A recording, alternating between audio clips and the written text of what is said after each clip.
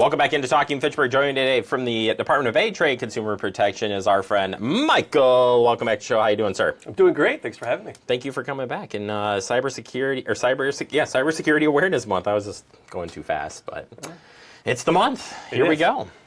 Month of October, always, and cybersecurity, very interesting. There's a lot of broad topics here, but as said in past interviews, you got to practice it all year round. But some good reminders on some things, some new updates and things that are still working really well. I always think of this as a positive time. Like you're like, oh yeah, have I not done X, Y, and Z in a long time? Like two-factor authentication or reported.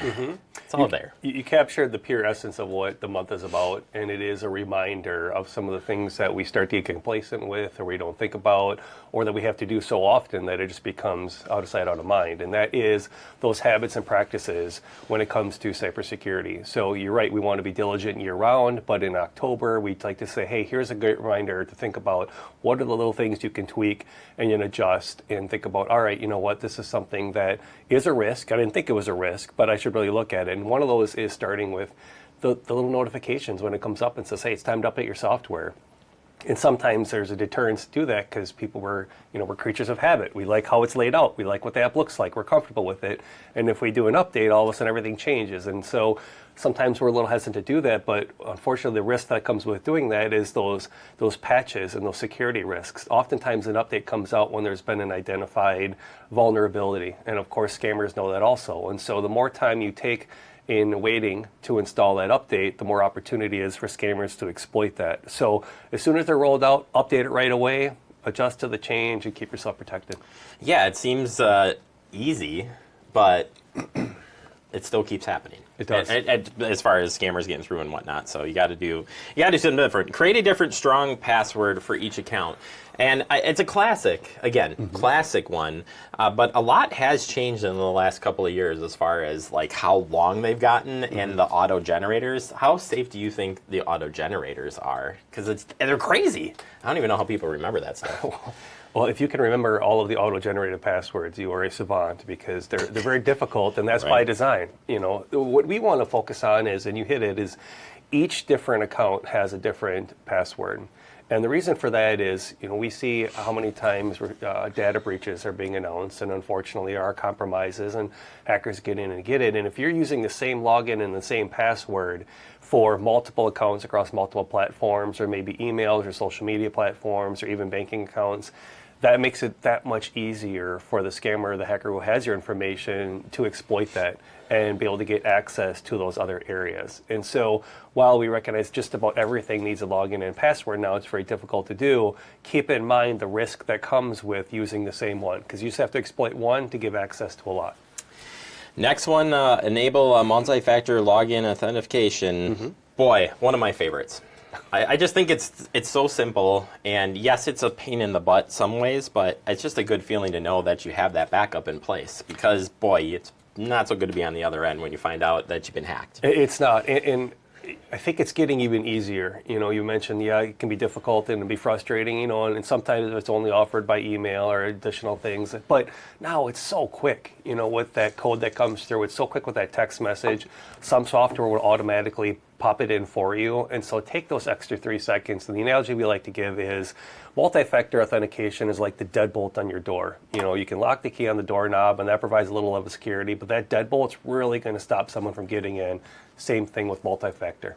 Yeah, and like you said, it's a lot easier than it was, and again, just having that backup plan, which is really what it is. It is your backup plan and backing up what you're doing, so it works.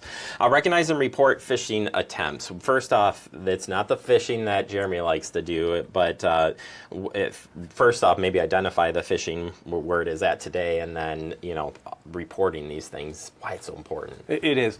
It is very similar to the phishing that Nick likes to do, and that is casting things out there, seeing what you get, and then latching onto it. And as much as we talk about it and how often it is that it's so many people talking about what phishing looks like, what you should look for, the red flags, it's still the number one way that hackers get in. and because it's so easy to just toss out and see what happens. But what we want to know is, pay attention to those red flags. Look for the little details of what might not be right in that email or that text message, or maybe that website that might not look quite right.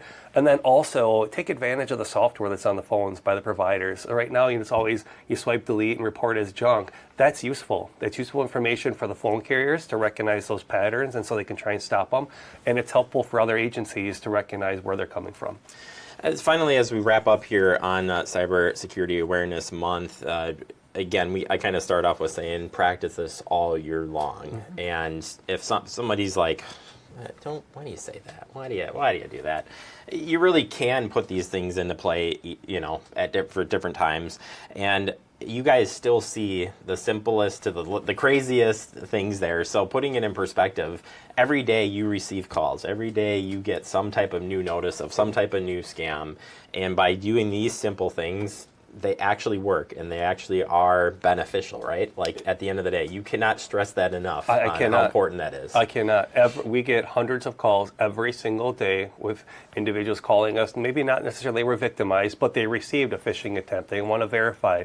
But people are losing money every single day. And I just don't want it to become one of those things where it won't happen to me. Right. Because when it does, it's really hard to recover from. And then it's boy, if I'd have just taken a minute, like 1 minute, to put some preventative measures in place, it would have saved you a lot of headache. Because once it's exposed and it's out there, boy, it takes a long time to recover your identity. I just think of all the years we've done this, and we talk, I see some of the similar things on here. It's just like, you cannot say it enough that it is happening. It is happening, and I think that's the takeaway of why, hey, this month is a good reminder, but practice it all year long and prevent stuff from happening. You can also tune into these interviews, and Michael and the team will be here to tell you the latest and greatest each and every month, so we appreciate that.